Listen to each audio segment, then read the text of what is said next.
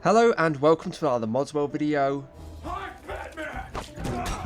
This week has been filled with some really high quality mods and has added some serious immersion to my game. The quality this week has been so high and a few of these mods are sure to get people back playing again.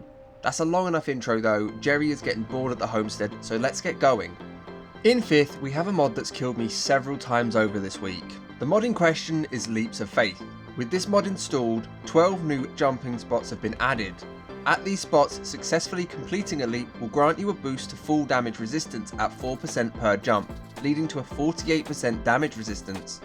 This isn't exactly overpowered and wouldn't save you from a tumble down a mountain due to Skyrim's brutal damage system. However, it allows you to do some really fun approaches when it comes to combat.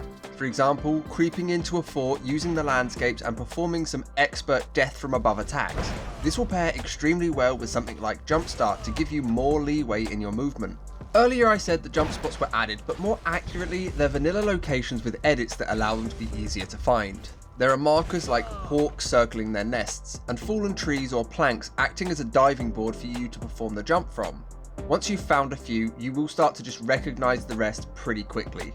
Unfortunately, due to a lack of script extender, the version that Xbox gets doesn't have the custom animations for the leaps, but don't let that put you off, as this acts as a really fun treasure hunt with a passive that helps you out in many situations, and for only 106 kilobytes, it hardly breaks the bank. This may be a slightly niche mod, but I think it's going to be a lot of fun for people to play around with. Up next, I've gone for well-placed weapons and quivers. This mod does exactly what it says on the tin, with edits to the quiver placement to make it tighter to the body and angled in such a way that it reduces the horrible clipping between arrows and weapons. This is done by slightly changing the angle of the quiver and lowering it down the back a little bit. The placement is brilliant because it removes that horrible gap between the back and your arrows as well, which is something I've hated for the longest time. I will say though, this is likely to cause some clipping with cape, so do be aware of that. For a while now, we've only really had the options of belt fastened quivers or weapons on the back, which includes something very similar to BFQ. Both excellent options, but this will act as a more vanilla alternative to those, and honestly it looks great, so I definitely recommend checking this one out. It comes in two versions as well. One happens to include dangling swords, which repositions the one-handed sword, obviously. This edit makes it more in line with what was historically accurate, by changing the angle of the dangle. Oh my. The standard version costs 102.3 kilobytes and the Dangling Sword edition comes in at 102.9 kilobytes. I have left links to both versions in the description below, but for the sake of this video I am using the version that includes the swords. In 3rd, I've gone for Ebony Damascus Crossbow. Any other day this would likely have hit the top spot, but we will get to that later. A few days ago I was approached by Mythic, the author of this mod, who asked if I could test it out, and I'm glad I did. The mod adds the ability to craft a special crossbow, which is only usable by the playable character right now. To gain access to this, you're going to have to work for it though. You will need to be level 100 in smithing as well as having unlocked the dragon smithing perk. Once you've done this, a new perk will appear below the smithing tree.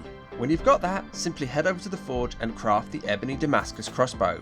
Be aware that as this makes an edit to your perk tree, you may need a patch for perk overhaul mods. Currently there are patches for Ordinator and Vokrii, but I do believe that more are on the way.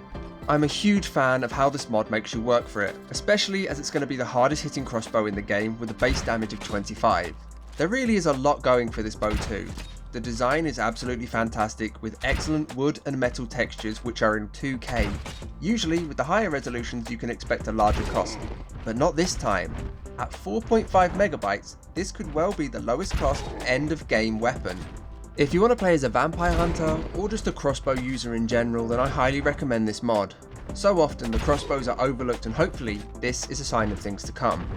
Mythic has informed me that he actually wants to expand on the Ebony Damascus weapon class, so I would definitely keep your eyes open for that. There are also a few quality of life changes on the way too, but as it stands, this mod is still fantastic.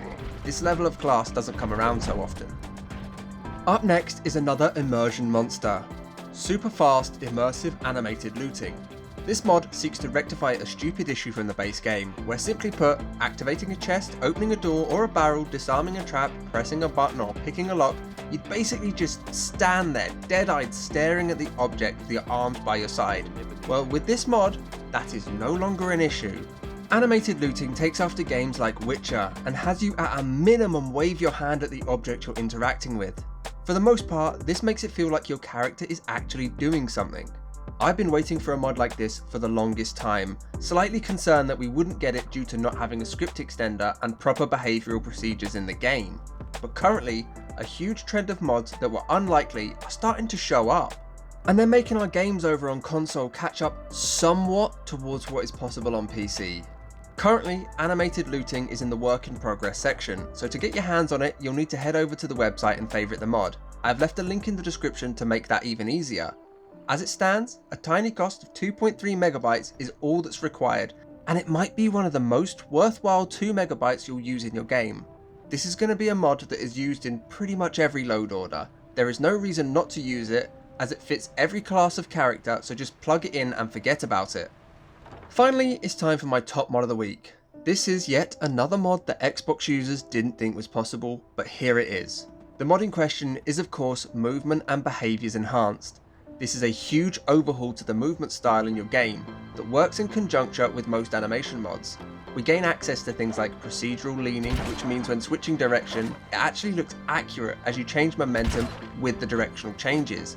To add to this, momentum can also stop your sprint, by which I mean simply pulling in the opposite direction to the route you're running in, you'll come to a stop. We also get rolls like in Dark Souls or Witcher and sidesteps as the mod Ultimate Dodge mod is included. I've made a video on this before which I will link now, but to have it included in a movement bundle like this is fantastic. On top of this, we're also able to cancel our attacks by blocking, which is now more responsive, as are the bashes. All of these features come in first and third person too, meaning they're going to suit many different types of player. This mod is essentially a bundle containing iRetrospect's Movement Behaviours Overhaul, Malika's Combat Behaviour Improved, and Shikyurika's Ultimate Dodge mod. This is essentially a recipe for clean, precise movement, allowing for a new way to combat enemies, and just to roam about freely. As soon as I downloaded this mod, I found myself playing around with the procedural leaning. It really does allow for you to be more aggressive in your movement while still maintaining control, so things like spiral staircases and thin corridors in the game, they were so irritating to move along, but with this installed, I did it with so much more ease. I had so much control. As for the blocking to cancel attacks, I found this to be more fluid here than in the other mods that perform a similar task. This is largely due to the edits that it makes when it comes to blocking, and it's so noticeable right from the start. You may have seen that my combat style tends to start with me causing the enemies to recoil with a bash, then attacking whilst they're open. A lot of this is down to the combat mods I use, but it feels like this is an ally designed to work perfectly in tandem with that style and those elements from other mods such as Smilodon or Wildcat. There is nothing that I would change or improve about this mod, and I'll be using it for the foreseeable future, certainly in my next order, and for 20.6 megabytes that's actually really achievable. Currently, I'm using the unofficial patch version, however there is a non-USEP version available too. I will link that alongside the XP32 patch, which at the time of recording is in the work in progress section. I highly recommend throwing this into your order as soon as you load the game up. But on that, I'm going to call it. If you want to come and talk mods or get help on your load order, then please join the Discord server. You'll find a link to that and everything else mentioned in the description below.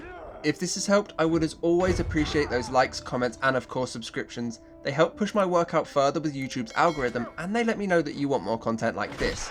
Either way, thank you for watching, and I hope to see you in the next one.